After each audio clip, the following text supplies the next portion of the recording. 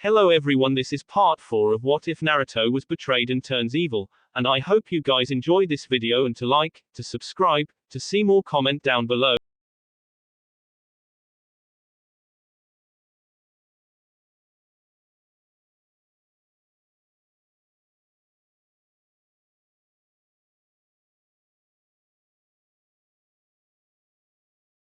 In ground, Sasuke was in the middle of the field, gaining better control of his chakra. He knew that Mito was going to be a tough challenge, but he was pretty sure that he would win. He still wanted to be ready for any situation that he may encounter. He knew Mito had her chakra chains, and a very high supply of chakra supply, much higher than his. But he knew that he would use his chakra supply wiser than she would. It was one of the things that Naruto taught him. Just thinking of Naruto made his heart hurt in a pain of guilt. Sasuke was one of those who didn't like Naruto when he was at the academy. Granted, he never did any of the things that the villagers did to him, but he would put Naruto down anytime he could, saying that he was a Uchiha and was way more important than the village demon. Sasuke wished he could kick his past self in the ass. Everything that he did before he started training under Naruto made him seem childlike and arrogant. He hated the fact that he thought that the Sharingan and his last name made him better than anyone. Just think about back then made his head hurt. Sasuke then looked at a certain spot of the training grounds to see Kakashi appear before him. Sasuke, was what he said. Kakashi, was Sasuke's reply. The two seemed to be having a staring contest, because for 5 minutes, they just looked at each other, not saying a word. Sasuke then cut the silence. What do you want? I do not have time to spend with you playing around. If you aren't here for something serious, leave, said Sasuke. I want you to give me a second chance at being a sensei, your teacher that you deserve, said Kakashi. Why is that? You apparently decided that reading that perverted book that you haul around with you was more important than your student, said Sasuke as he returned to getting a better chakra control. Listen, I know that I messed up. I haven't been the sensei that you, Sakura, or even Naruto, deserve. You deserve better than me, but I'm here now to get my priorities straight and help my students become what they want to be in their life, said Kakashi. What about Sakura? Asked Sasuke. Already talked to her, she said she wanted nothing to do with me, and that she could train on her own time. I still told her that she could come train with me for the month out of Konoha. All she had to do was meet me at the east gate of Konoha at 7 a.m. tomorrow. Since she denied it, I wanted to ask you the same question. Said Sasuke as he thought about the proposition. He would get training from the copy ninja, and his jutsu library could expand a lot if he trained under him for the month. Plus, it was better than training alone. What would Naruto think about it though? Thought Sasuke, but then thought about what Naruto said. We are no longer a team anymore, my use for you two is over, was what Naruto said. We aren't a team anymore, so I can make my own decision in getting stronger, thought a now confident Uchiha. He turned to Kakashi, which surprised him, and looked him straight in the eyes. Do you promise to train me seriously? Because if you don't, I'm leaving you to come back here and train myself, said Sasuke. I promise, you don't have to hide any of your skills to me, because I won't tell anyone about them until they know by seeing them themselves, said Kakashi. You will see me at the east gates at 7 a.m. and that time only. I won't wait around, so don't be late like your usual self, said Sasuke. I promise that as well, said Kakashi. Sasuke turned around to his house, and started walking toward it. I'll see you there, Kakashi-sensei, said Sasuke, making Kakashi smile. At least I can gain Sasuke's trust back. I must make sure that all my students are well taken care of, but the only one who wants help is Sasuke. This next month shall be interesting, thought Kakashi as he disappeared in a cloud of smoke. East Gate Konoha, 7 a.m. Sasuke looked up to see Kakashi appear, with a backpack behind him, ready to go. Ready? Asked Kakashi. Yes, replied Sasuke. The two started to cross the gates, but a voice stopped them. Wait, said Sakura. The two turned around to see Sakura, running up to them, her pink hair fluttering in the wind. Sakura, what are you doing here? Asked Sasuke. I came to see you off, she stated as she stopped right in front of Sasuke. So you're not coming? Trailed Kakashi. No, I want to become stronger on my own. I want to prove to myself that I can hold my own on the battlefield. she said to Kakashi. She then looked at Sasuke directly to his eye. I'm going to miss you, she said. Me too. Take care while I'm gone, he replied, and then held out his hand. She looked at his hand, and extended hers towards it, and grasped it. The two looked at each other with determination in their eyes. Sakura then, using her strength, pulled Sasuke to her in a hug, surprise and hurting him.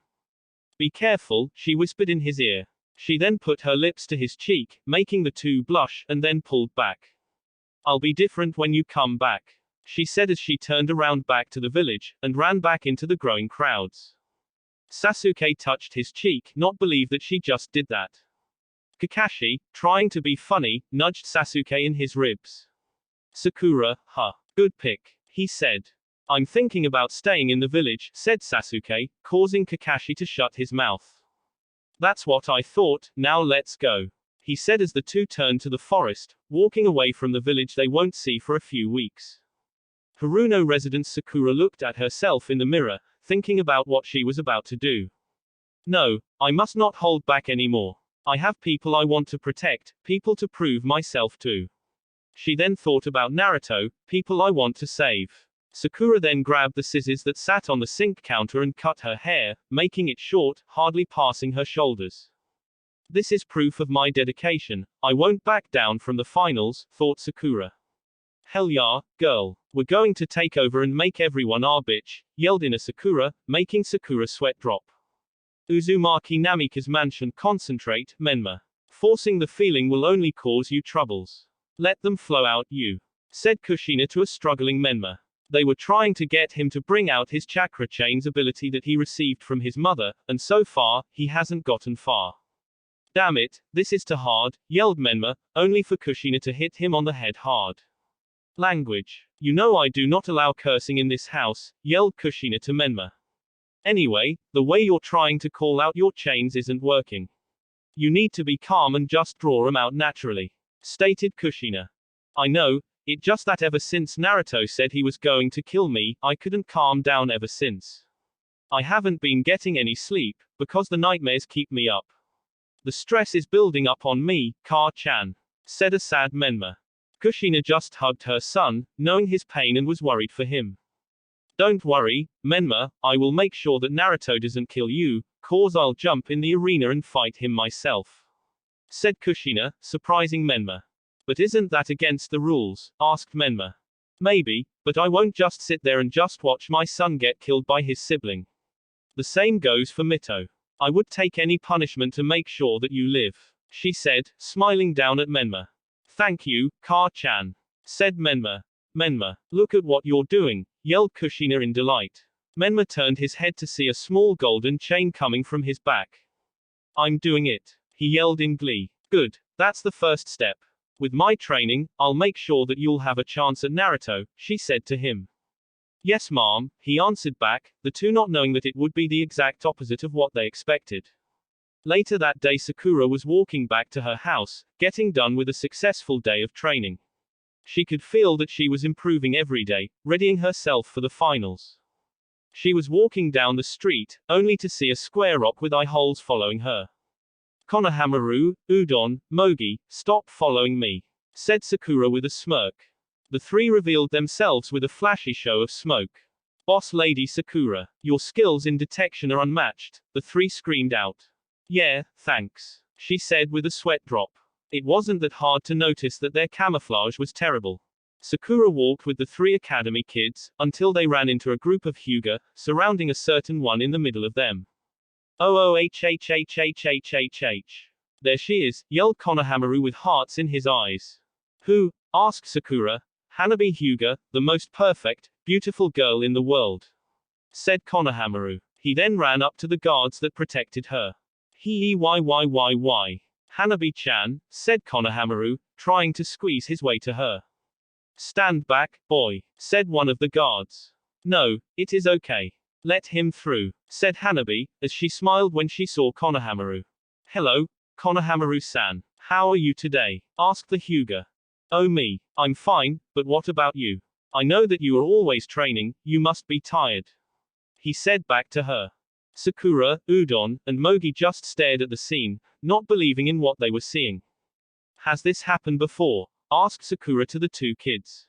Not while I was around, said Udon. I don't see what he likes about her, said Mogi with a huff. She's mean to everyone else, but when she sees him, she goes all, most perfect little Hyuga. I'm glad I saw you today, Konohamaru-kun, but I must leave to attend important clan business, you understand, do you, said Hanabi with a smile. Oh yeah, sure I do, since I come from clan myself. So go take care of your business, maybe we can hang out sometime soon, asked Konohamaru. Deal, she said. They hugged for a good 10 seconds, before splitting apart, waving to each other while going their separate ways. Why do you guys look like that? Asked Konohamaru as he returned. How do you know Hanabi-san so well? Asked Udon. Me and Hanabi-chan grew up together, and she really is nice, she just doesn't trust a lot of people, said Konohamaru. He then gained a sad face as he continued talking. She really has been going through a tough time now, since her sister is still in the hospital after what happened during the Chunin exams. I can at least cheer her up when she's with me, he said to the group. That's right, Hinata is still in the hospital. I should go see her, thought Sakura. Hey you three, I must go, but you better not cause too much trouble, or I'll handle you myself. Understood, she said to the three kids as she went towards the hospital. Konoha Hospital, Hinata. Are you awake? Asked Sakura as she walked into the room. It was a fairly nice room. TV set, a nice looking couch, and the bed Hinata was on looked like it was made from clouds. Sakura-san, it's good to see you, she said with a smile. Sakura set down some flowers in a nice looking vase, Hinata giving her a thank you in return for the gift. How has your stay been for you? Asked Sakura as she sat on the couch. It's been well. I've been received visits from some of the other Rookie 12, it's made the stay here bearable, she stated. So you're alright, nothing too serious? Asked Sakura. Yes, I am fine. Though, some of the little pride I had has been taken away from me, said Hinata, as she started to grip the sheets. I never stood a chance, Naruto was right, said Hinata, remembering the words that Naruto said out loud. Hinata, don't bother yourself with that, it's in the past, said Sakura, as she put her hands behind her head in a relaxed position. You can just train harder to get to a point to where you feel satisfied with yourself, it's simple, said Sakura, as she closed her eyes, enjoying the softness of the couch. Hinata just looked at her with a glare. How could you say something like that so easily, she whispered, but Sakura picked it up. All you have to do is be dedicated and you'll get what you want, she said lazily, her training routines finally getting to her. I was dedicated. I trained hard with father, and I thought without a doubt in my mind that I would win. When I got down to the arena, I felt confident, but now, I'm totally afraid of Neji, she yelled. Hinata, calm down, said Sakura, now standing up. Don't tell me that. I can be mad if I want. You wouldn't know how it feels to be in a position like this. Mai is going against my fiancé. You don't care about what going on with me, only yourself on how you got to the finals, not caring if I'm hurt. What might happen to Menma-kun, she yelled. After a little bit, Hinata gained her breath from the yelling that she just did. Sakura just started at her while Hinata looked at her with a stern glare. It seems my presence is no longer wanted here, said Sakura. It never was, answered Hinata. Sakura walked towards the door and opened it. She looked up with a blank look in her eyes, and turned to Hinata. It sounds like you don't have any faith in the person you love, said Sakura. If he is going up against Neji, and the way his is, I don't believe Menma-kun will win, said Hinata. Sakura just smiled and continued to speak. You know, he had faith in you when you went up against Neji, even if you lost, he was there to help you. You just sound so ungrateful, said Sakura. My opinion is my own, and it still stands, Hinata said. Then maybe you should tell your opinion to Menma yourself, said Sakura. Sakura left the room, but left the door open. Someone else walked in, with a vase of roses, and sad look on their face. When Hinata saw the person in the doorway, she gasped. Menma-kun, she whispered. Thanks for not believing in me. I really need to hear that, he said. He got the vase with the flowers in them and threw them in the trash. So much for love, he stated as he walked back out to the hallway, vanishing from her sight. Menma-kun. Menma-kun, I'm sorry. Please listen, she yelled, but couldn't get up from the bed because of the IVs she was attached to. Sakura just watched the scene happen in front of her, and keep walking. I won't be like Hinata, I believe in Sasuke and Naruto, no matter what. And I believe in myself more than she ever would. Her getting mad just shows her weakness, thought Sakura, have thoughts that would be similar to what Naruto would say, and headed home to rest for another day of training tomorrow. Azu Namika's estate. Mito was sitting in her room, looking through a picture book of her family. Not one picture in here has Naruto in it. We really messed up with him, and I have to blame myself for not being a good sister, she thought to herself, a tear slipping through her eye. Then, somebody knocked on her door. Mito, are you in there? I need to talk to you, said Menma. Come on in, Menma, she said. When he walked in the door, she could hardly recognize who she was looking at. He looked terrible. His face looked pale, and his cheeks were stained with dried up tear marks. Menma, what happened? She asked as she ran over to comfort her older brother. Menma then explained what he heard at the hospital, how he was going to see Hinata, only to hear those words that he would never expect to hear from her mouth. Once he was done, Mito had a look of shock on her face. She really said that, she said with a whisper. Yeah, why does it hurt me so much? Those words hit me like a kunai to the chest, and it was only a few. He said in a depressed tone. Menma, you're going to listen to me, all right. It hurts me to see you like this, so listen to me. She said. All right, was all Menma. I want you to not see her for the rest of the month, so you can get your mind right. Don't let this hold you back for the finals. You still must fight Neji, and he won't hesitate to attack with a fury. Mito stated. Are you sure? I mean, shouldn't we talk together instead of avoiding each other? Questioned Menma. In other situations, yes, but now it's the best time. She made the decision to not believe in you, and you have a fight to win. Seeing her only increases the chance of you hearing something you don't want to hear. Don't worry about her, she said. All right, I trust you, he said as he stood up and started to walk to the door, but turned around to Mito. Don't tell anyone I was crying, he said with a smile.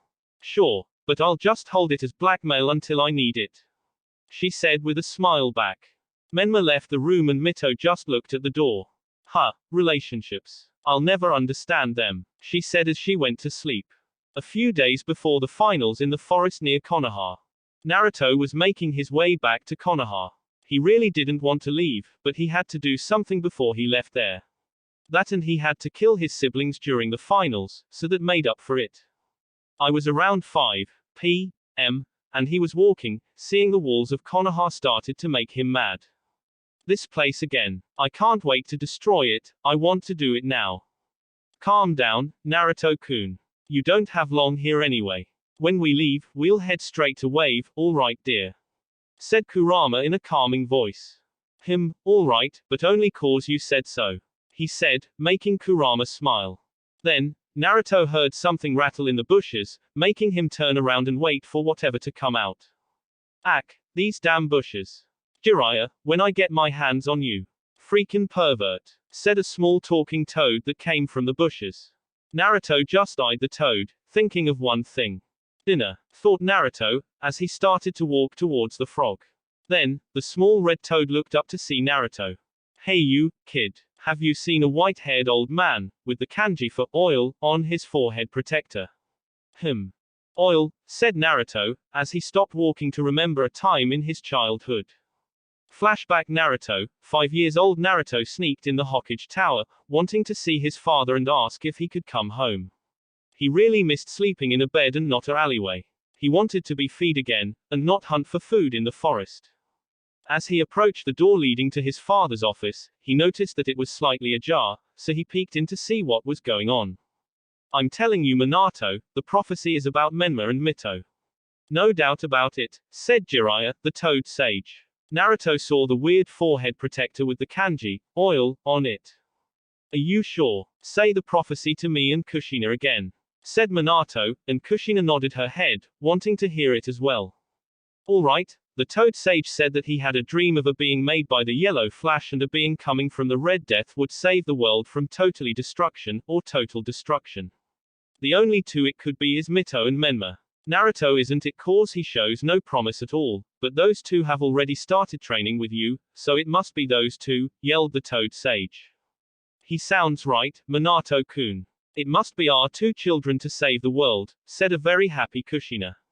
This is amazing. My children are destined to be heroes, yelled a happy Minato, with small tears of happiness in his eyes, and he hugged Kushina. Naruto just watched the scene in silence and anger. Why would he be excluded from the family? Even if he wasn't a part of the Pripchi, he should still be able to live with his family. Naruto just walked away from the family, going back to the streets where he lived at. Flashback end. Naruto looked back down at the small frog beneath him. I don't know where he is, but I do know how he looks, replied Naruto. Great, you can help me look then, said the frog as he jumped on top of Naruto's head, and pulled on his hair a little in a certain direction. Go that way, he said to Naruto. Naruto just blinked his eyes, and went that way. He wanted to see the Toad Sage anyway, wanting to get a feel for his power level. By the way, my name's Gamakichi. What's yours? He asked. Naruto. Oh, you're that kid with the soul of the Kyuubi in you, right? Asked Gamakichi. Yes. Why don't you fear me? Asked Naruto. Because I can tell between a kunai and its scroll. I know you're not the Kyuubi. The villagers must treat you bad, so you can be my new buddy, said Gamakichi, pulling on Naruto's hair in a different direction, making Naruto go that way. Buddy. Define buddy, said Naruto. Really, you don't know what buddy means? Well, it means, friends. Yeah, friends. People that you hang with and catch flies with, or people who help spread oil on your back when a fellow frog is in need of moisture, or when ya need help cooking something, but don't know the recipe, your buddy comes through and helps ya cook it tota, said Gamakichi. I understand, said Naruto. The two continued to talk, and Naruto found the little frog very amusing. He had stories of him getting his brother out of traps, when he hopped away too far from home and got lost in the mountains, and that time when his father made him clean between the spaces of his toes. After a while, the two come to this cliff with the Toad Sage writing a book, and a sleeping Menma in a sleeping bag. Naruto just looked at Menma, and then went straight up to the Frog Sage. When the two got close to Jiraiya, Gamakichi jumped on his shoulder and started hitting his face. Jiraiya, why couldn't you have woke me up when we left the last training ground? I had to get my new buddy to help navigate through the forest, yelled Gamakichi in Jiraiya's ear. All right, I hear you, yelled Jiraiya to the little toad. Good, if this happens again, I will have to tell my father about you, saying that you were bullying me, said the toad. All right, little one, let's not go tell your father about things. Where's the person who brought you here? Asked Jiraiya, as he stood up and looked around.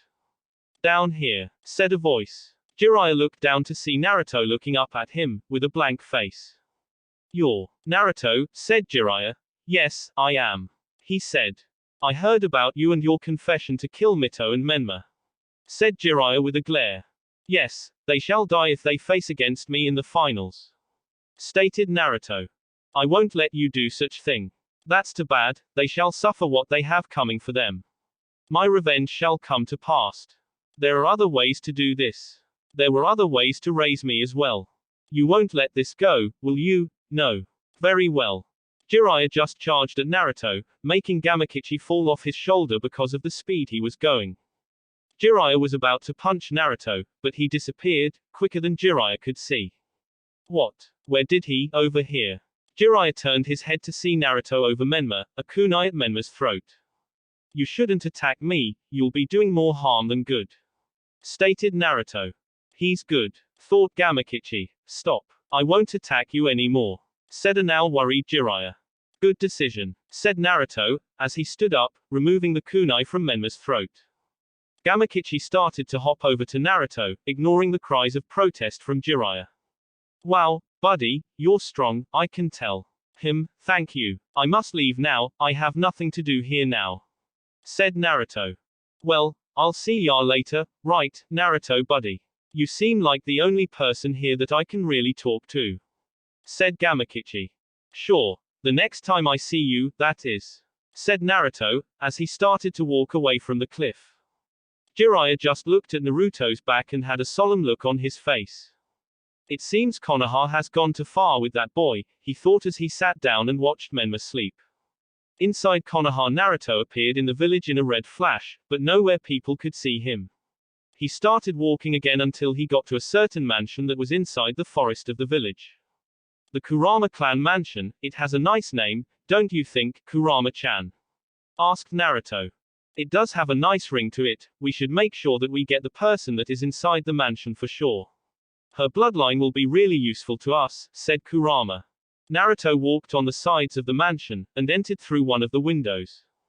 Inside mansion Yukumo Kurama was a lonely person. She had no friends, no family, nobody to talk to. She been locked in the mansion for so many years now. She hasn't stepped off the property of the Yakuma clan that it almost made her mad. The only thing that keep her sane, was Ido, the only person, or demon, she could call friend. Ido took care of Yakumo, and she would protect her of anything negative toward Yakumo. Ido was Yakumo's darker side of her mind, but always loved Yakumo, and Yakumo felt the same way for her as well. The two would keep other company throughout the day, saying that one day they would leave and destroy Konoha. Yakumo was currently getting some milk from the fridge when Ido talked to her. Someone is in the house, said Ido, making Yakumo put the milk down and get into a defensive stance. Whereat, I can't sense them at all, thought Yakumo. Behind you. Yakumo jumped and Ido jumped from inside Yakumo's mind at the sudden voice that came from the darkness. Yakumo slowly turned around to see a short boy with blonde hair and red streaks going through it, a black hoodie and cargo shorts on, and red eyes flashing in the darkness. WWWHWH, who are you? Stuttered Yakumo. Calm yourself, I am not here to harm you. Tell me when you are ready, said Naruto. After a few breaths, Yakumo continued, I am ready to talk. Who are you and why are you in my house? Yelled Yakumo. My name is Naruto, I'm your ticket out of Konoha, said Naruto. Listen to the boy, Yakumo-chan, he isn't lying. I can't feel any negative emotions coming from him while he talks, said Ido. Alright. My name is Yakumo Kurama. How can you help me get out of Konoha? Asked Yakumo in a hurry. It really sounds like you want to leave. Why is that? Asked Naruto. The fourth Hokage sent my parents on a suicide mission, then kept me in here when he found out about the powers I have. My teacher, Kurenai Yuhi, abandoned me and sealed my powers, saying they were out of control and too dangerous. Konoha has always made me sick. I wish to destroy it all, yelled Yakumo. You sound like me. I also wish to destroy Konoha, said Naruto. Naruto then explained his life story to Yakumo and Ido, making the two cry in sorry for the half-demon boy. Naruto finished his story, and Yakumo jumped on him making him fall to the floor and catch her. I'm so sorry. I can't believe they did that to you. Please, stay as long as you want, we can even become friends, said Yakumo, crying into Naruto's shoulder. Naruto just let her cry, wanting to explain his plan to her. After a while, Yakumo got off of him, and the two laid down on the couch in the living room. So you said that you were my ticket out of Konoha, how? She asked. I am starting a village in Wave, and already have some allies that are participating in the Chunin exams. I shall leave sometime soon after the exams, and I want to take you with me. You don't like Konoha as much as I do, so we have no reason to stay in it longer than we have to. The people there won't alienate you because of your abilities, either. You can live freely and will also be trained by me and the others that have joined. I can send you there in an instant with my Hiraishin, so travel isn't a problem. So, will you join? Asked Naruto. Yes, yes, yes. I'll go with you, yelled Yakumo and she jumped on him again, making him sigh. I can tell you're going to do this a lot, said Naruto. I'm sorry, it's just that I've been so lonely for so long, I have forgotten what physical contact feels like. She said with a blush as she looked into Naruto's red eyes, making her go into a trance. Why are you staring at me? He asked. Your eyes. They're beautiful, she said with wonder. That fucking ugly, skin, pale, brown-haired Haven, stupid clothes wearing having bitch. Get off my man or I'll kill you, yelled Kurama from his mind. I need you to get off me. Kurama-chan is getting quiet jealous and is yelling in my mind, said Naruto. Why do you call her Kurama-chan? Asked Yakumo, as she started to get off of Naruto. Because I love her and she owns me. I live to serve her and her only. I listen to everything she says, since she was the one that saved me from my loneliness and pain. Said Naruto with a dead voice. Dear God, the boy is more messed up than I thought. Said Ido from Yakumo's mind. What do you mean? Yakumo asked mentally. His mind has been messed up and formed in a way that isn't normal for a human. Actually, this boy is a half demon. The Kyuubi went that far to change his body structure into a kitsune's. This is terrible. He has no self-conscious, only living off what the Kyuubi tells him to do, and I can tell from how messed up his mind is that he has been tortured by the Kyuubi as well. This poor boy has gone through it all, said Ido, making Yakumo sadder and sadder. He still suffers. I want to help Naruto and let him be free from his own demon. Thought a confident Yakumo. Yakumo then popped a question, when shall we leave? After the finals of the Chunin exams are done. By that time, train so you can become stronger for the future. Understood? He asked. Yeah, but I have a problem. My body is physically weak, and I can't train real seriously because I tire easily. She said with embarrassment. I'll fix it, Naruto said. He walked up to Yakumo and stuck his nail in her arm, making her flinch, and sent some of his yokai inside her. Yakumo suddenly felt stronger, her bones felt better, and she felt like she could run a marathon and still have energy left. What did you do? She asked. I sent my yokai into your body to strengthen everything in it. The demon in you let you be able to receive some of my yokai without any negative effects, so you are good to go. He said. Thank you so much Naruto-kun. I will help you destroy Konoha together. She said with a smile. Yes, we shall. Goodbye for now. I shall see you in the near future. He said. Naruto disappeared in a red flash, and sleep the rest of the days away until the finals. Chunin exam finals arena Sakura, Fu, Shikamaru, Mito, Menma, Neji, Dosu, Gaara, Kankuro, and Temari were standing in the middle of the arena, watching all the people flood into the stadium, trying to get good seats for the show. Man, that is a lot of people. How troublesome, said Shikamaru. Yeah, I knew the Chunin exams were important, but this is just ridiculous, said Sakura. Mito and Menma were having their own private conversation. Where is he? Said a very scared Mito. I don't know, but we can't let him get to him so soon in the exams. We have to focus on the matter at hand, and that's a first battles, said Menma as he glared at Neji who had his eyes closed, meditating. Where is the Uzumaki? Asked Gaara to Mito and Menma. We don't know. He left after the preliminaries and no one has seen him since, said Mito. He needs to hurry up, I don't want to win because he didn't show up, said Gaara as he moved away from the two siblings to go back and join his own.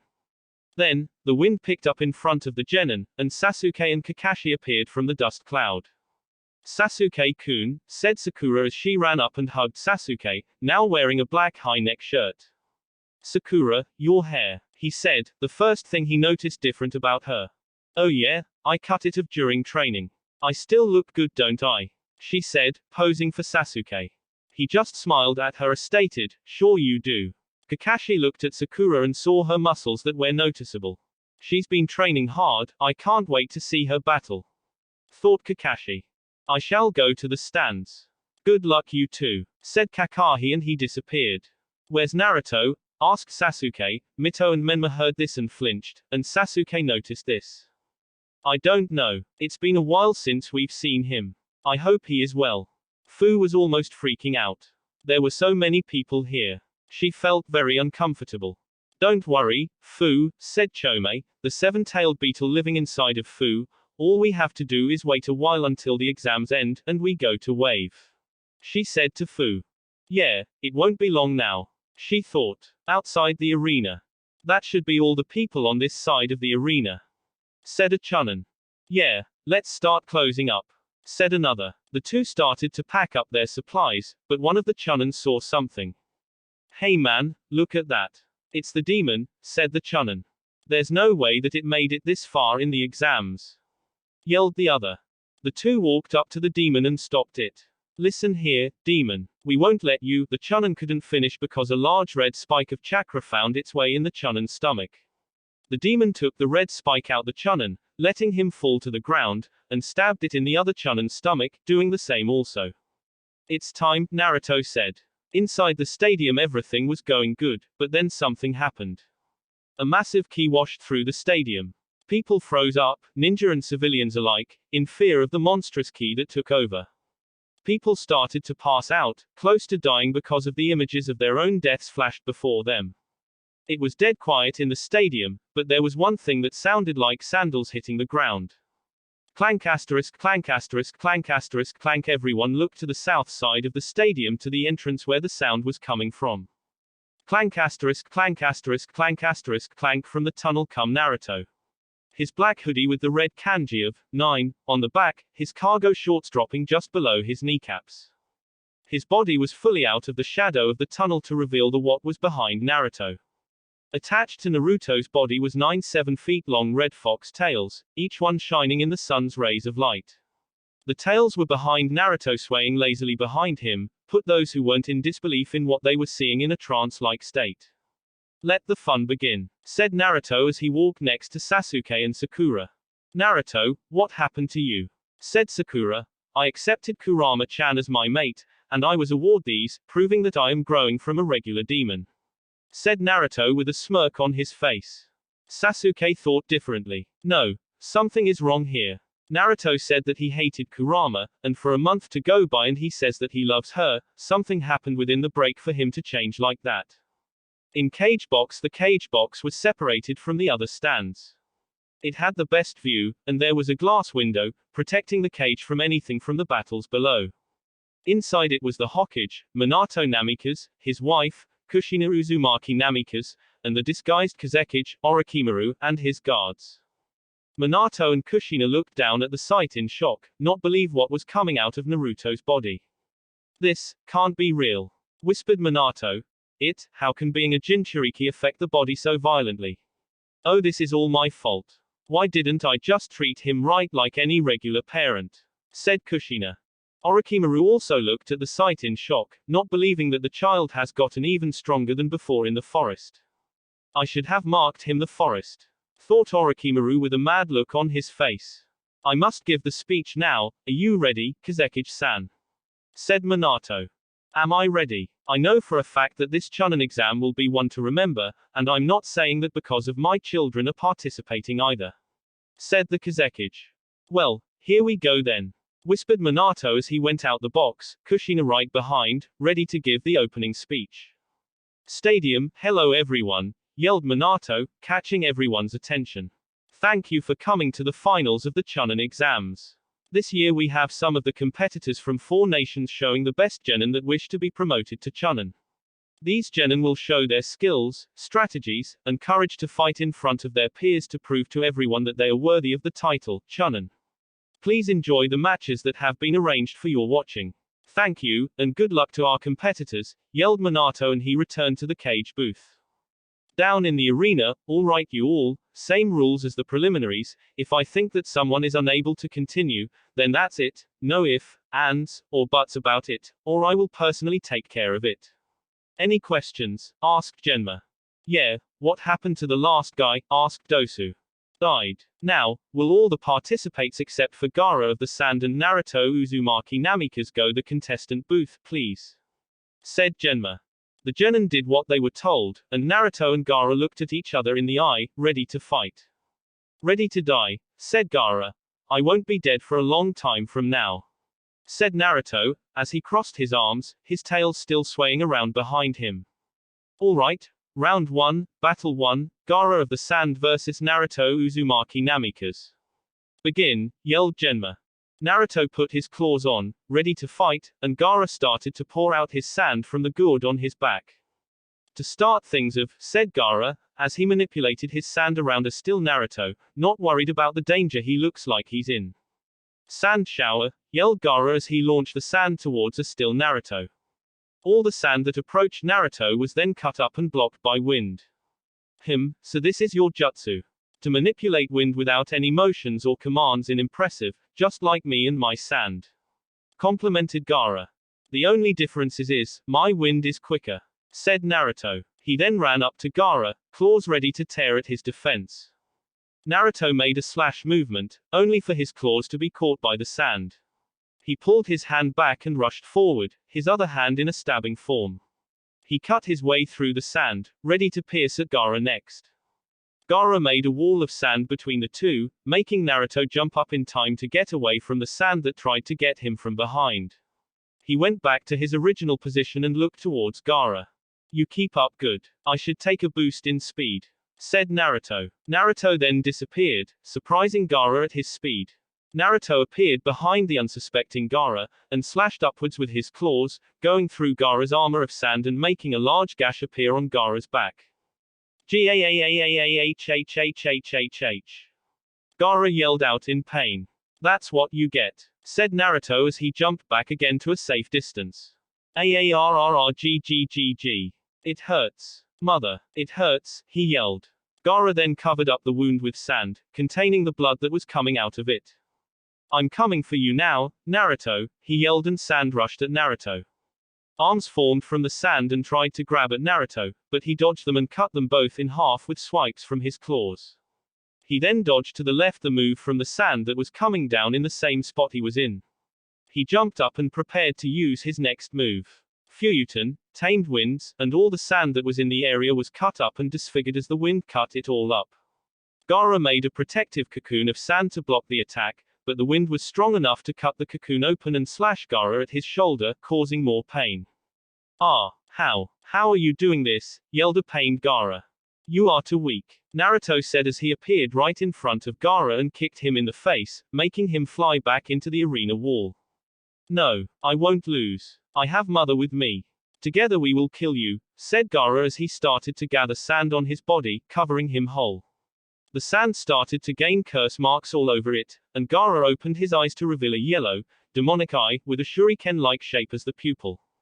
"How do you like me now, Uzumaki?" "Sand shuriken," yelled the Shukaku-possessed Gaara as he launched shuriken made from sand towards Naruto. The surprise look on Gaara's face when red chakra came out from Naruto and blocked all the shuriken. Naruto looked at Gaara with a bored look on his face. "So small," was all he said as he disappeared and then reappeared behind Gaara. Just like Kiba, Gaara was sliced open, but the sand served its purpose, and protected Gaara-sama, making him only get a small cut on his stomach. "You need to do better to kill me, Uzumaki." Fuyuten, infinite sand devastation, yelled the recovering Gaara and shot a pressurized blast of sand and wind to Naruto. "Fuyuten, uphill current," said Naruto, as he controlled the wind around him to push upward, also bringing Gaara's attack with it, protecting Naruto from the move. "I'll come for you head-on," yelled Gaara as he rushed up to Naruto. Gaara slashed with his right hand towards Naruto, but Naruto just simply ducked his head to dodge. He spun to the right to move away from Gaara's left arm that was coming down like a sledgehammer. Naruto took this opportunity and jumped behind Gaara, and inserted his claws into Gaara and blasted his insides with his yokai, messing with Gaara's chakra coils. Gaara was dizzy from the attack and his sand was moving in ways that he wasn't control of. The sand was jumping around his body as the extra and foreign yokai that was inserted into it made the sand go haywire. Naruto then delivered a punch to Gaara's midsection, to his right shoulder, and then stabbed him in his stomach, making Gaara hiss in pain. "I need more power to defeat him. Make me feel even more alive now," yelled Gaara as he gained control of his sand again and a tail of sand formed behind him. "Sand coffin," yelled Gaara as sand covered Naruto all around his body, but he wasn't worried at all. He was risen up in the air, and he looked down at the crazy Jinchuriki below him. It really was a pathetic sight. He really did think that he had Naruto in a corner. "This is it. Sand burial," yelled Gaara and the sand around Naruto imploded, making Gaara grin with glee. "I did it, I killed him. I feel so alive right now. You are dead, Uzumaki." He didn't get to finish as the sand on Gaara's body was cut up and this time hit skin. Gaara felt like he was put in a shredder as blades of wind stripped him of his defense and made contact with his skin. "Garush!" he yelled as the sand fell off of him and fell to the ground below him. He soon also followed suit as he hit the ground, wheezing and panting from his injuries and chakra exhaustion. Gaara looked up to see Naruto come from the same sand that he thought that killed him. "How?" he asked with a pained face. "I covered myself with yokai, I stole your technique for a second and defended myself from your sand." I was safe from your sand, and when you let your guard down, I strike, resulting in what we have here," said Naruto as he looked down at Gaara's downed form. I can't lose," whispered Gaara. "Yes, you shall. You were going to lose when you stepped in the arena with too much confidence. I didn't even get to use my tails. That proves how weak you are, only depending on your sand to protect you. Also, Shukaku's a boy, not a girl, so stop calling him mother," said Naruto. Gaara just looked up at Naruto with an angry scowl coming forth on his face. No, I won't lose, not to you or anyone else," he yelled and stood up. He concentrated the last of his chakra and made a large wave of sand go towards Naruto. "Sand tsunami," he yelled as the wave neared Naruto. I wanted to keep my fire jutsu to myself, but I guess I can use it here," said Naruto as he looked up at the sand wave nearing him. He took a deep breath and launched his jutsu. "Kaiten, fox fire," he said, and a very large fireball in the shape of a fox was rushing towards the wave.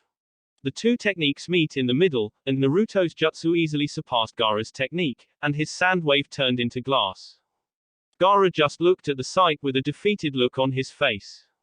"No, how is that possible?" He then looked at Naruto. "How are you so strong?" he yelled towards Naruto. Naruto just walked up towards Gaara. He used his tails and smashed the glass, making it fall to the ground. None of the shards hit him at all. Gaara started to back away from Naruto, scared for his life. He felt the ki rolling off of Naruto and it scared him shitless. Gaara then hit the arena wall, not being able to go any farther. "Stay away," yelled Gaara. It fell onto deaf ears as Naruto made his way right in front of Gaara. Naruto just looked down at Gaara, and put his finger at Gaara's seal. "Have a good sleep," he said as he sent his yokai to the seal, fixing it, and knocking Gaara out in the process.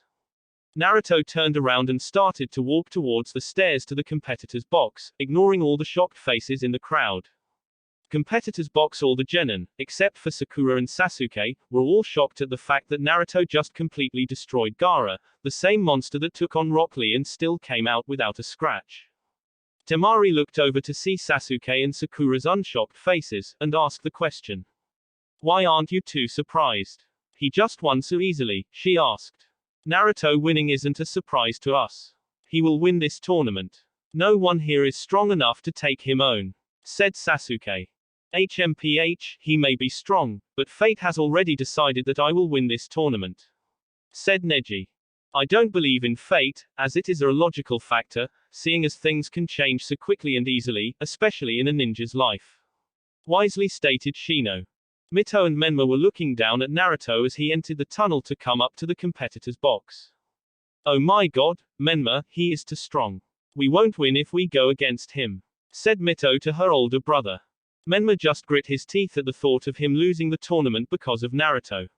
He knew that he had to prove to himself and Hinata that he could take any situation and come on top. But he knew the way he was now, he wouldn't be able to take on Naruto and live.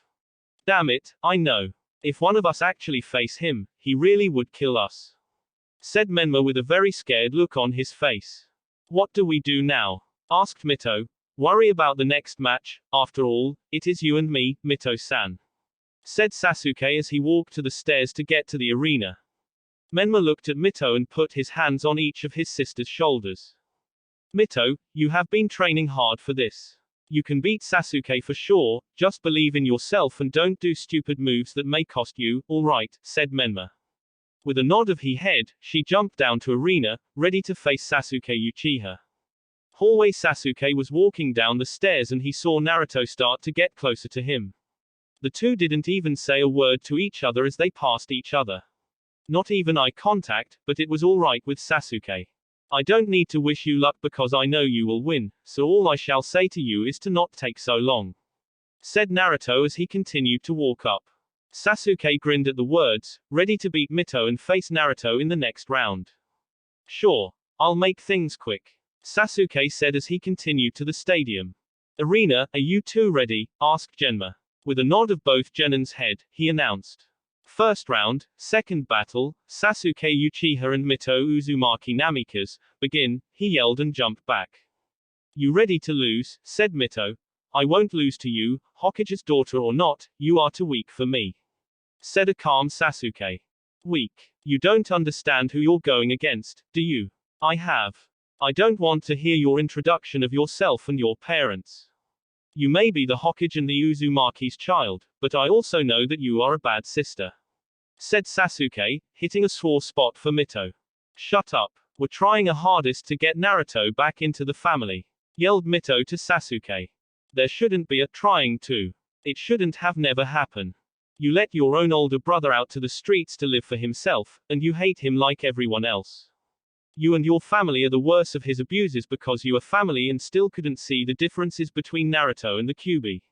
Your mother held both the soul and chakra of the Kyuubi, but do you treat her like a demon? No. The whole family is a bunch of hypocrites, accused Sasuke, making everyone in the stadium quiet. How dare you, she yelled at him.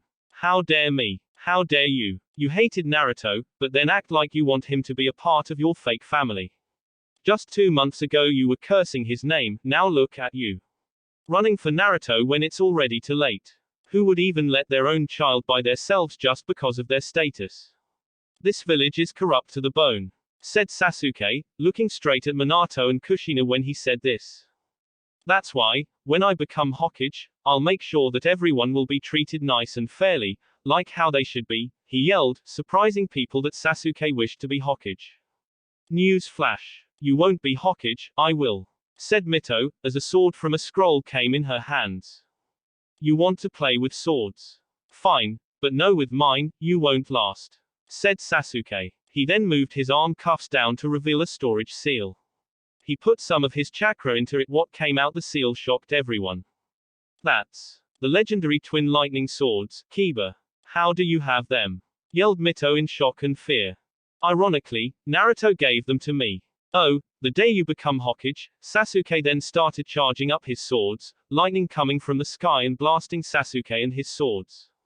Sasuke controlled the lightning and it danced around him, the blue sparks making Sasuke shine.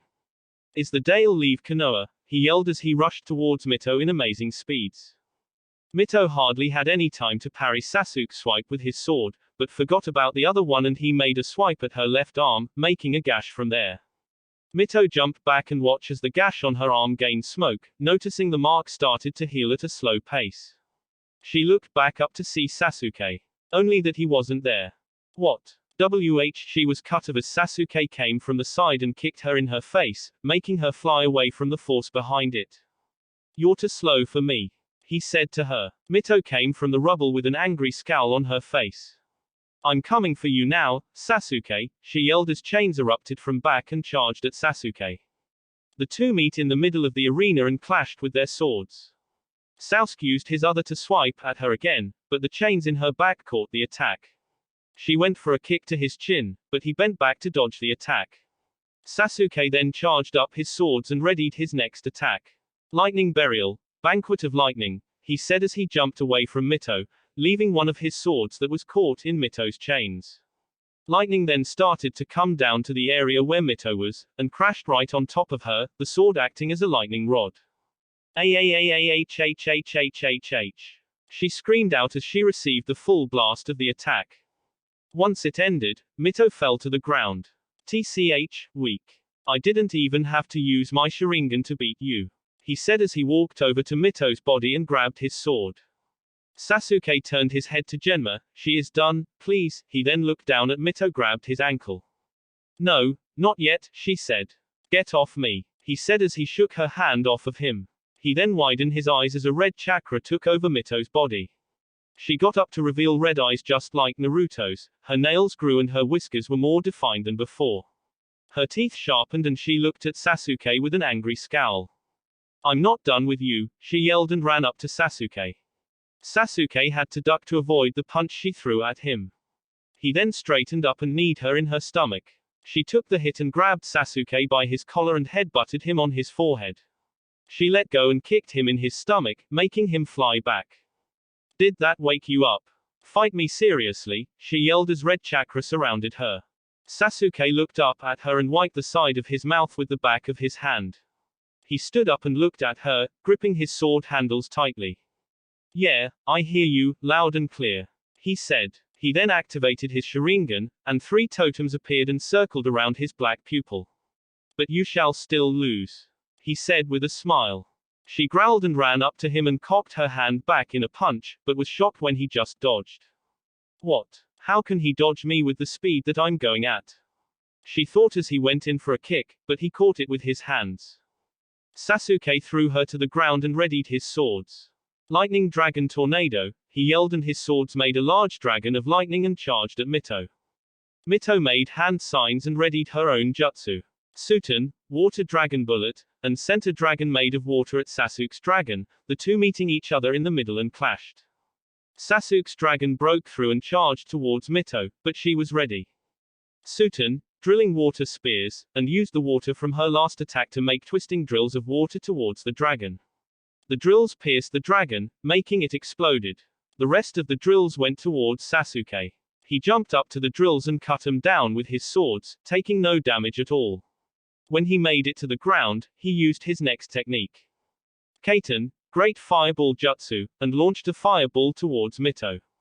Mito made her chakra chains into a shield to stop the attack. When it ended, she brought her chains down, only to see that Sasuke was gone. She looked around to see him on the side of the arena wall, charging up his attack. Sasuke was glaring down at Mito, and sent the lightning chakra to his palm. Lightning erupted from his hand. He looked down at Mito and said, "Get ready, this one will do more than just hurt you," and ran down the side of the wall. Mito made a clone and with its help made a small blue orb of chakra. She rushed towards Sasuke and the two meet in the middle of the arena, their techniques at full power. Chidori, Rasengan. The two clashed and a major blast of force came from the two techniques. For a while the two were even, but Sasuke started to push forward. "You're still too weak," he said and pushed forward, and a cloud of smoke blocked everyone's view. When it cleared, it revealed Sasuke panting a little, and Mito on her knees, a fist-sized gash on her shoulder. "I'm surprised you're still conscious. It must be the Kyuubi's chakra though, not your own. I have no demonic chakra helping me and I still won. Remember, I don't care what family you came from, you can still lose." Mito then looked at Sasuke's eyes, and fell out to the genjutsu that he placed on her that quick. He then turned around and walked to the stairs, finishing his statement. "That's something I had to learn, and it was from Naruto," he said as he started climbing the stairs.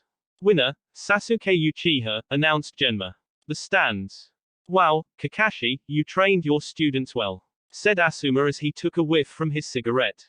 "No, I just improved on Sasuke's fighting. Everything you saw today was all him," he said. "So what your students said at the preliminaries were true, you didn't teach them," said Kurenai. "Yes, I was too lazy to notice my mistake, and now only Sasuke wants my help, and he still doesn't like me. I have failed my students," he said. "No, my youthful rival, you must continue to push trust into your students and they will receive that and in turn, trust you too. You must remain vigilant," yelled Guy to Kakashi. "I don't think that will work anymore, Guy," said Kakashi as he watched the medical team take Mito away. "Arena, will Temari of the Sand and Shikamaru Nara please come down?" said Genma. "TCH, how troublesome. Maybe I should just quit," said Shikamaru. "No, you can't quit, you made it this far," yelled Sakura to Shikamaru. "I know, it's just that I'm fighting a girl and all, and I'm not that into hitting women," he said. "I don't care, go down there and show them who Shikamaru Nara is," said Sakura. "I'm a lazy cloud watcher, me quitting will be the best way to show them who I am," he said and started to walk away. "Oh no you don't," said Sakura. She grabbed Shikamaru and threw him out the competitor's box and down to the arena. "Bitch," he said as he made his way down.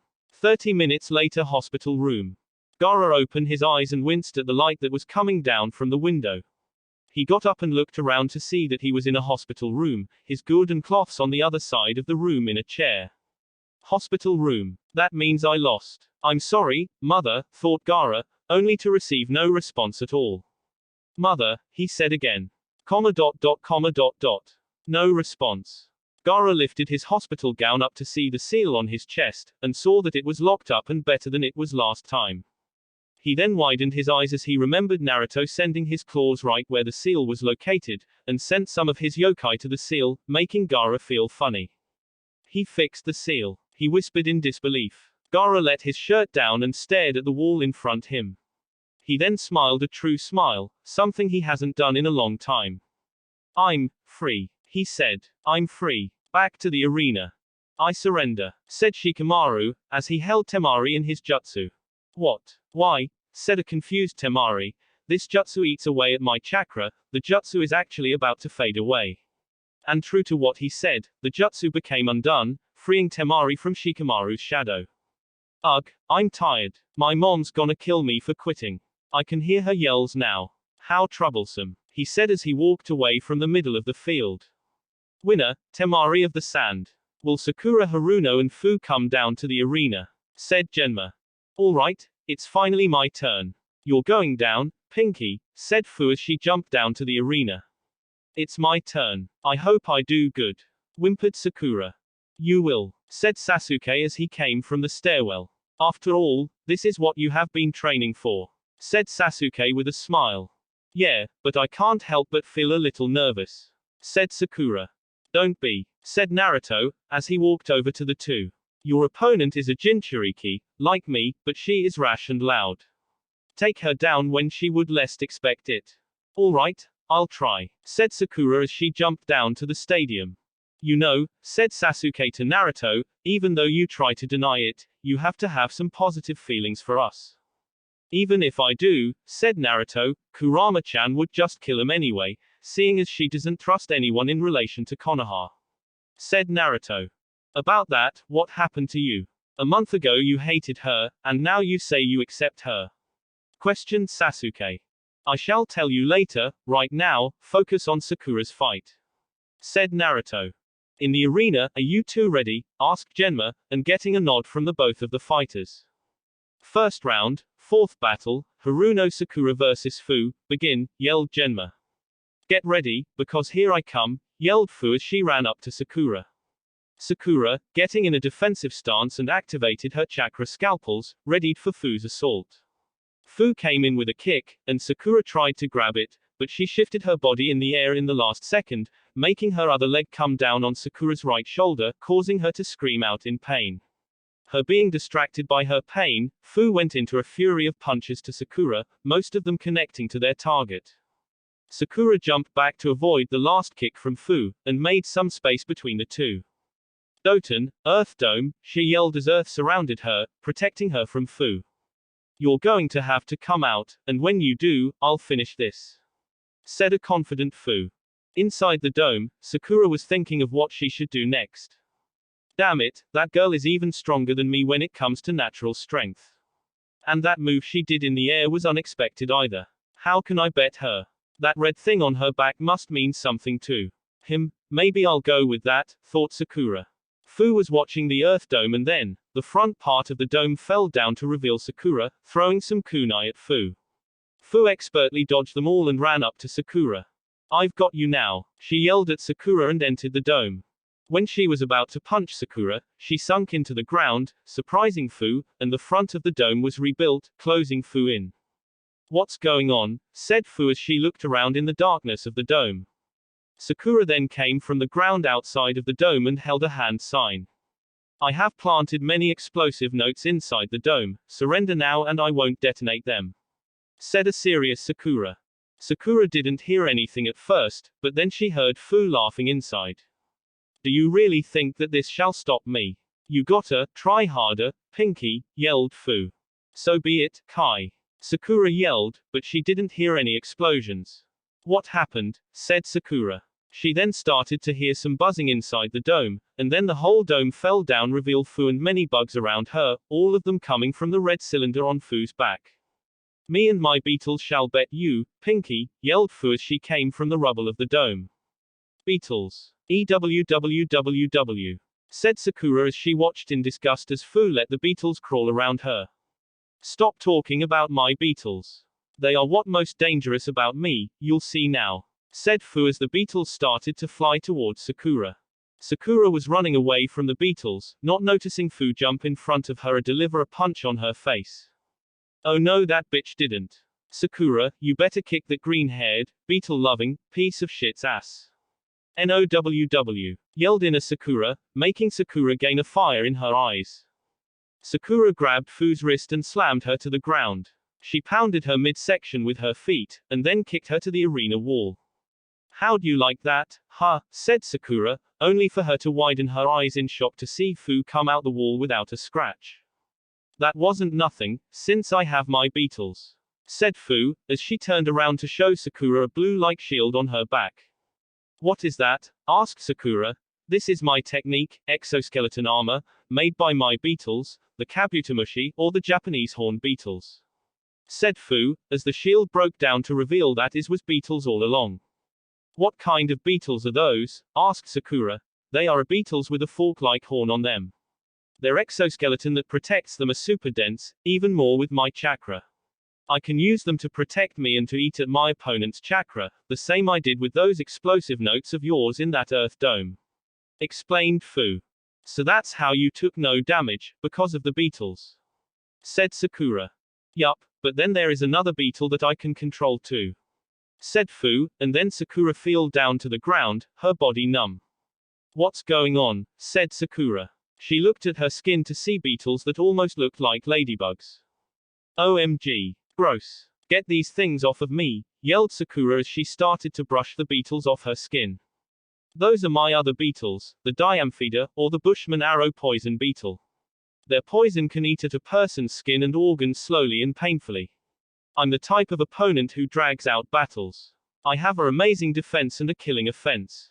So it is your own choice to surrender, but that would be too boring now, would it? Said Fu as her Kabutamushi took over her body, making her look like a knight with blue armor all around her. Time to give up, Pinky, yelled Fu as she rushed towards the downed Sakura. Sakura was defenseless to the onslaught that Fu gave her. When she was done, Sakura had bruises all over her body, and she was sickly pale. How do you feel now, Pinky?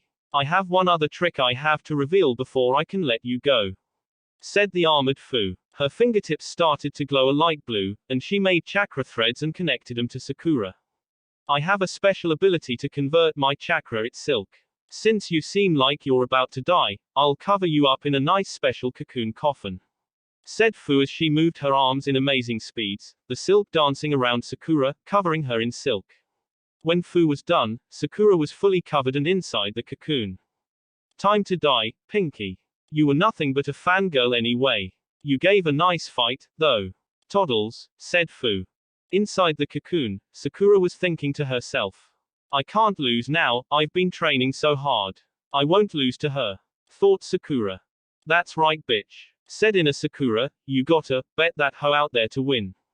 Plus, Sasuke-kun is watching. How do you think he is thinking about you right now? He's probably saying, so she was nothing but a weak fangirl, I have no use for her now. Maybe I should just move on to Ino. Hearing that, Sakura snapped her eyes open, determination in her eyes. I won't let that bitch win. Even if I do lose, I most defiantly won't die, said Sakura.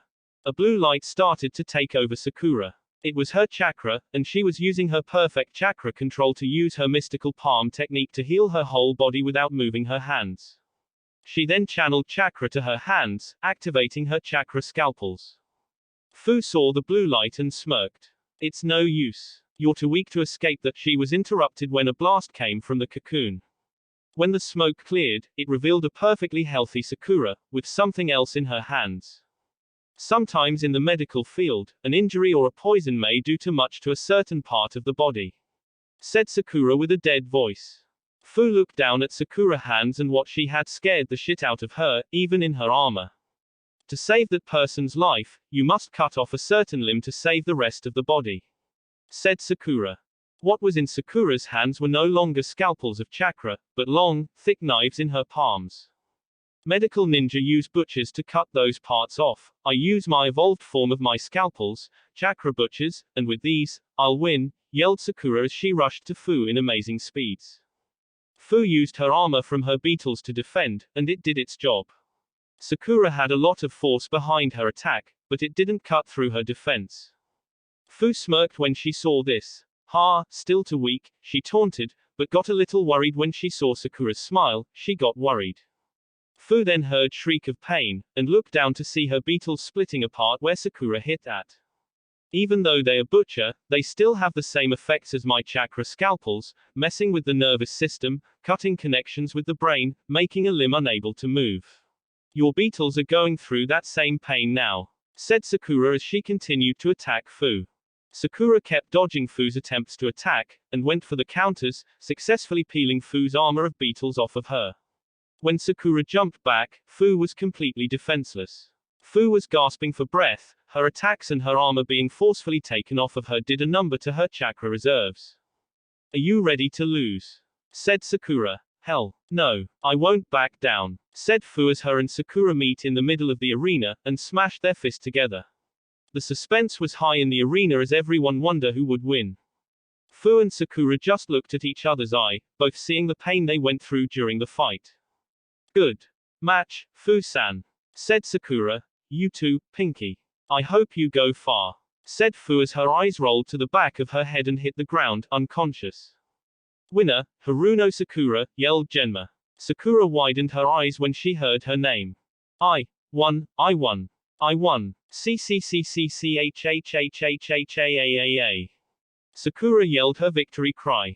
Yeah, Sakura. Mommy loves you, said a voice in the cheering crowd, making Sakura sweat drop and go back up to the competitor's box. The medical crew came in and picked Fu's body up to be healed properly, and then Genma announced the next match. Will Kankuro of the Sand and Shino Aburama come down to the arena? Said Genma. When the two came down to the arena, Genma gave the signal to start.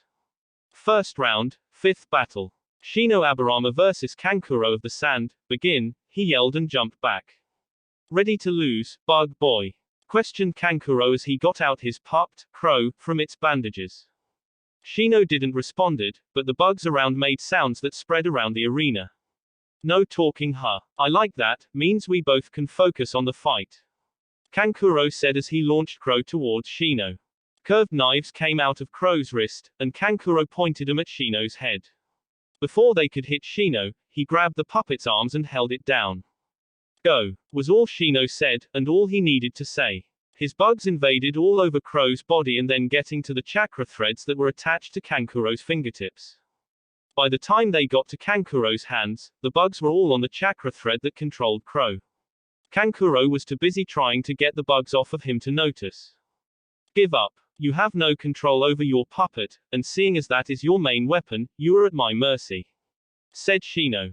Kankuro saw as the bugs chewed through his chakra threads and ultimately cut his connection with Crow, making the puppet fall to the ground. I surrender, said a very angry Kankuro, hating he lost and so quickly as well.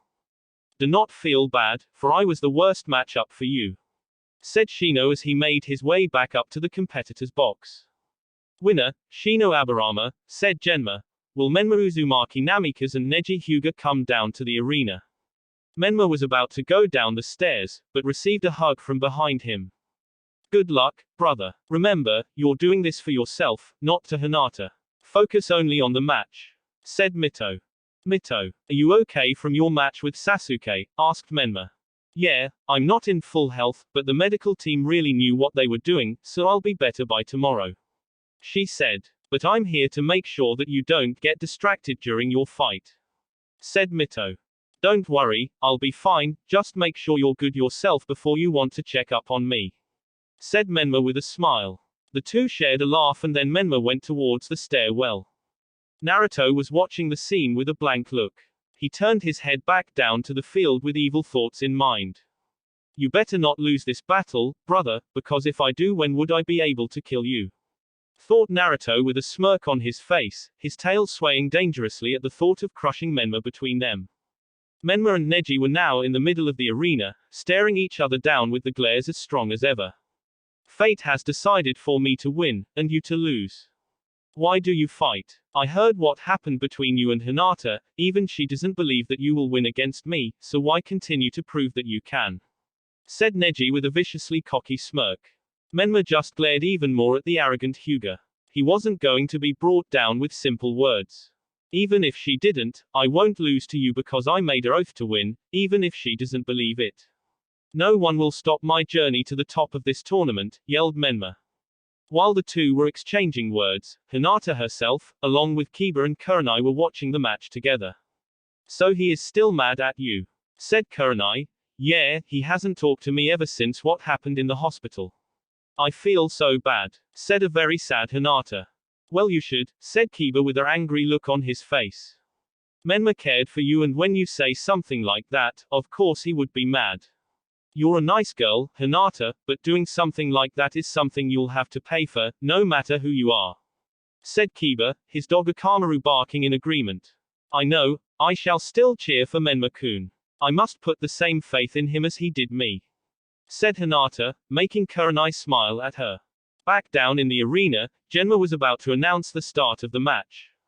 Are you two ready? Asked Genma, getting a nod from the two ninjas. Genma then looked towards the crowd. Round 1, Battle 6, Menma Uzumaki Namikaze vs Neji Hyuga shall now begin. He shouted and jumped back from the fighters.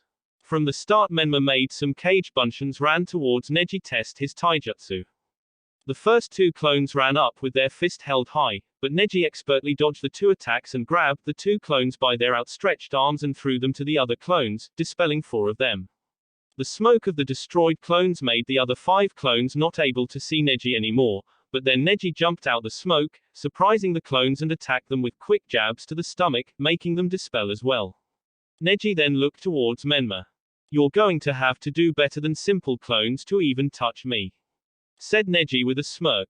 Yeah, well, how about this then? Raiton, false darkness, yelled Menma and sent a large lightning bolt towards Neji. Neji just smirked at the attack that was quickly approaching him and used his best defensive technique. 8 trigrams, palm rotation, he said, and a chakra dome covered him as he spun around on the inside, effectively blocking Menma's technique. What is that? Said Menma. My heavenly rotation can block all attacks with the right amount of chakra. You shall not touch me during this whole fight, said Neji with a smirk. We'll see about that, said Menma and sent kunai all towards Neji. Neji, recognizing the weird-shaped kunai, he used his rotation to block them all again. I know how the Haraishin works. The 3-pronged kunai must be near me for you to actually teleport close to me, but if the kunai are far away from me, you will only be able to teleport places that are a safe distance from me. Your technique is useless against me, said Neji. Not yet, said Menma said as he rushed towards Neji with his kunai in hand. Menma made a slash attempt with both his kunai, but Neji dodged both and attacked some of Menma's chakra points. He went for the kick, but Neji grabbed his leg and with one quick jab to his calf muscles, Menma screamed out in pain. Neji almost hit him again, only for Menma to disappear in a yellow flash towards one of his kunai stuck in the ground. Do you realize what is happening here? You can't win offensively and I also have the best defense between us two. How can you win? You should just quit here, there is no point in continuing this match, surrender, said Neji.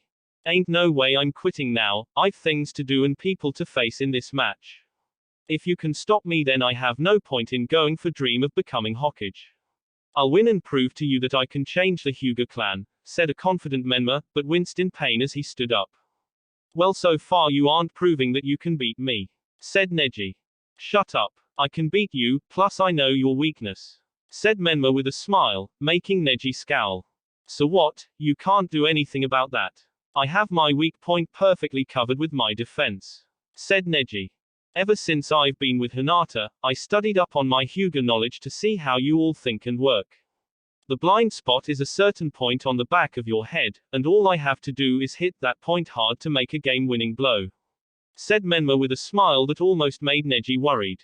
Menma then got out some kunai and started throwing them all on the stadium walls, confusing Neji at the action. Menma then made some clones and positioned some around Neji, the others around the kunai that were planted on the walls. What are you planning? Said Neji. Winning, said Menma, then all the clones on the ground threw kunai at Neji, making him go to his defense. Palm rotation, yelled Neji, blocking all the kunai that were thrown towards him. When he started to slow down, Menma saw his opportunity.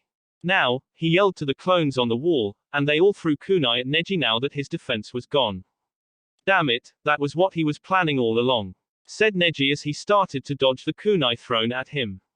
There were too many and he got a couple cuts on his legs and arms, and one kunai lodged in his back. That was too close, whispered Neji as he took the kunai out his back and almost yelled at the pain that he was in while taking out the kunai. He then noticed the kunai and saw the seal on it. Oh shit, he said, and Menma flashed in front of Neji. He hit Neji with 2 powerful punches to the face and kicked at him in the stomach, and jumped away before Neji could do anything. That's your strategy. Hit and run, said Neji as he coughed out some blood. Yup, and it seems to be working really well, said Menma. Menma did the process again, and almost got the same results. Neji dodged kunai the clones on the wall threw at him, and when Menma appeared, he was ready.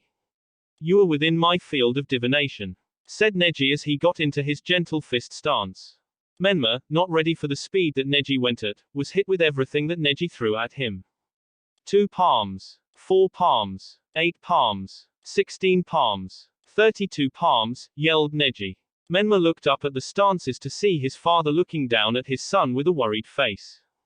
Damn it, whispered Menma. 64 palms, yelled Neji as he hit Menma with a barrage of palm strikes to Menma's body, making him fly back of the force of the attack and hit the ground hard. Do you see the difference in strength now? You won't win, you won't change the Hyuga clan, and you most defiantly won't become Hokage, said Neji, looking at Menma's downed form. Menma-kun, please be alright, said Hinata from the stands. Naruto, Sasuke, and Sakura looked at Menma in the crater in the ground without care. It seems you were too weak to win after all, brother, said Naruto as he closed his eyes in disappointment. You won't do anything you said you would do in your life, no matter if you are the Hokage's child. You will only be known as a failure, said Neji as he turned from Menma's body. No, I won't, said Menma as he got back up, surprising everyone in the arena. How are you still standing? You should be even able to move a muscle, said a very angry Neji. I'm a very stubborn person, that's why, said Menma. No matter, you won't be able to call on any of your chakra, so you'll still lose, said Neji. Damn it, he is right. I can't feel any of my chakra at all. I guess I'll have to call on its chakra, thought Menma as he started to call on the Kyuubi's chakra.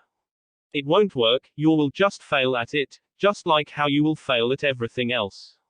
That's what failures do, shouted Neji. Shut up, said Menma. I don't want to hear your mouth anymore. Calling me a failure, but I'm still standing. I won't let anyone say such things about me. If they do, I'll prove them wrong tenfold, yelled Menma as red chakra surrounded him. What is this chakra? Is this the Kyuubi's chakra that is sealed inside of him? It's so dense, so strong, thought Neji as he watched the chakra take a form of fox. Menma's eyes were crimson red, his whisker marks more defined, his nails sharp, and his teeth were like fangs. I'm gonna win, believe it, said Menma as he ran towards Neji. Neji coated himself in his own chakra and rushed to meet Menma in their final clash. Both rushed towards each other and their chakras clashed against each other until the force blew both of them back into separate craters. Everyone in the stadium were on their feet in suspense to see who was going to win the fight. Slowly, Neji came out of his crater with marks all over his body, bleeding heavily but still function.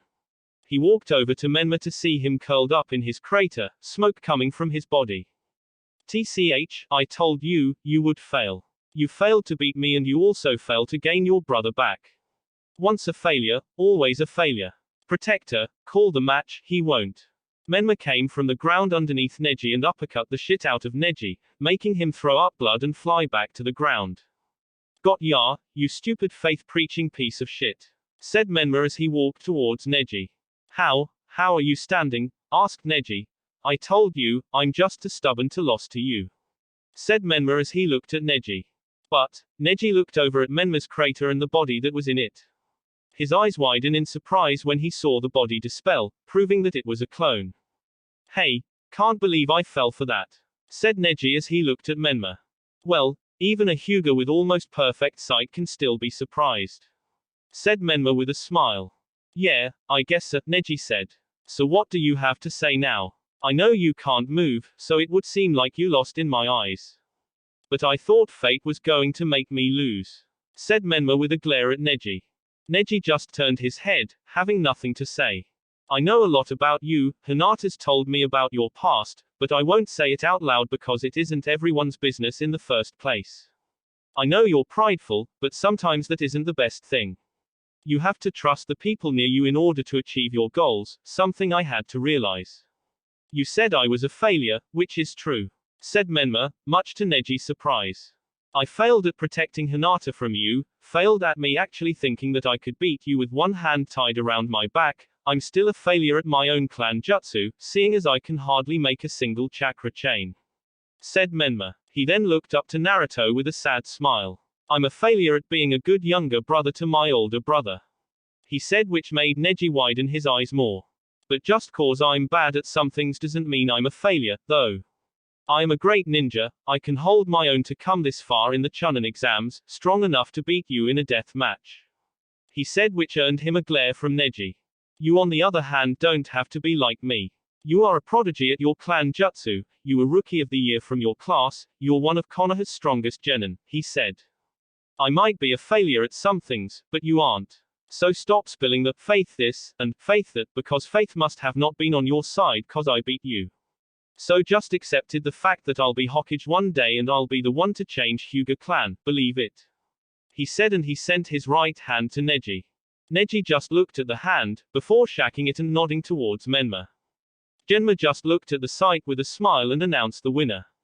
Winner, Menma Uzumaki Namikaze, he said, and got a standing ovation from the crowd. Hey, I won. Menma Uzumaki Namikaze is moving on in the tournament, he said with a smile as he danced in the arena. Hinata just looked at him with a smile, giggling at the sight of Menma. Good job, Menma-kun. You proved me wrong, she said with a smile. The arena Naruto, Sasuke, Temari, Sakura, Shino, Menma, and Dosu stood in a single file line in front of the Hokage. Good job you all, the battles you had today were amazing. You shall continue the finals tomorrow and fight your next opponent. You shall spend the night in the hospital to recover and be healed by our finest medical ninjas, making sure that you're at 100% tomorrow for the tournament. Now let me say the matches, said Minato as everyone looked on to see who would be against who. For the C-count round of the Chunin exam finals, the matches will be in order like this. First match Naruto Uzumaki Namikaze vs Sasuke Uchiha. Second match Temari of the Sand vs Sakura Haruno. Third match Shino Aburama vs Menma Uzumaki Namikaze. Dosu-san, said Minato, catching the mummy-like sound ninja. You shall be paired against whoever wins in the third match. Agreed, said Minato, and with a nod of his head, Minato continued. You all deserve much needed rest, so please go to the hospital to spend your hours until tomorrow's matches, yelled Minato as everyone in the stadium cheered. Everyone started to leave the stadium. Sakura, Sasuke, and Naruto left out the same tunnel to leave the stadium, but before they could, they heard a voice. Naruto, said Kushina as she ran up to Naruto. What do you want? Said Naruto as he turned towards her. Please reconsider about your decision about you family. We will change our ways and accepted you. Please. I don't want to see one of my children die by the hands of another, she yelled to him. I do not care, goodbye, he said as he left towards the exit with Sakura and Sasuke following behind him. Please forgive us, please, she yelled. Minato, Mito, and Menma came up to Kushina also with the same determination as Kushina. Naruto just turned his head and looked at the family. I don't forgive, I show no mercy, he said and looked towards Menma. If I see you in the finals, you shall die by my hands, so be prepared, for these are your last days, he said and disappeared in a red flash. Sasuke and Sakura was shocked at what Naruto said to his family. What happened, was all Sakura said, and the family told the two what Naruto said. Konoha's forest. Naruto dug up a hole for him to sleep in. He wasn't going to go back to the Uzumaka's estate, not wanting to hear the bickering they would give him about forgiving them. Naruto quickly made a den big enough for him and his tails to fit in, and went to sleep into his mindscape. Naruto walked into his and Kurama's mansion and walked up the stairs to the master bedroom. When he opened the door, he saw Kurama in the bed waiting for him. Hello, Naruto-kun, she said as she got up and hugged him, which he returned. Kurama was happy that she finally had Naruto as hers. She loved him and finally he loved her back, even if she had to torture and brainwash him to do so. Let's go to bed, Naruto, I know you're tired from everything that has happened today, she said and got a nod from him, and the two both got into bed. Naruto snuggled up to Kurama, their tails wrapped around each other, and the two just enjoyed being near each other. How was your day? Asked Naruto to Kurama. I was wonderful, thank you for asking. I loved seeing you beat Shukaku's Jinchuriki to he ground. All that blood that was over you, him, such a turn on. She said and put her face to his and gave him a quick kiss. Thank you, I knew you would like it. He said with a smile as he looked into her eyes, seeing his own in the reflection of her eyes. Oh really? You know me too much. She said with a smile as she also stared into Naruto's similarly red eyes, seeing her own reflection as well. The two just laid there like that for a while, just holding on to each other, enjoying the warmth one gave to the other. After a while, Kurama spoke up. Hey, I got you something. She said. What is that? Asked Naruto and watched as she moved to the end of the bed and grabbed something. When she showed it to him, he smiled when he saw a bowl filled up with already peeled orange slices. I know you haven't had some in a while, and it is your favorite food after all. So I decide to give you some. She said with a blush. Thank you, he said and tried to reach for one, but she pulled the bowl back, confusing him. She said as she moved her index finger side to side like a little child who saw someone do something bad and was going to tell some. I'm going to feed 'em to you. You've done enough work today. She said and grabbed an orange slice and put it to Naruto's mouth. He bit down on it and almost moaned at the taste. He just loved those oranges. I don't see how you like these things.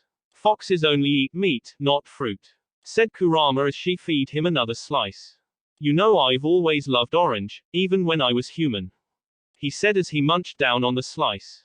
I hate the color orange, though, he said with a smile. Yeah, me too. Orange is such an ugly color. Red is the best, said Kurama. The two sat there for a while again, Kurama feeding Naruto his oranges, and Naruto was devouring the slices with a smile. When Kurama feed him another one, he bit into it and some of the juice got onto Kurama's face. He looked at it and then licked it off her cheek, making her blush an angry red. Said Kurama and she turned away from Naruto as she tried to calm down the blush on her cheeks.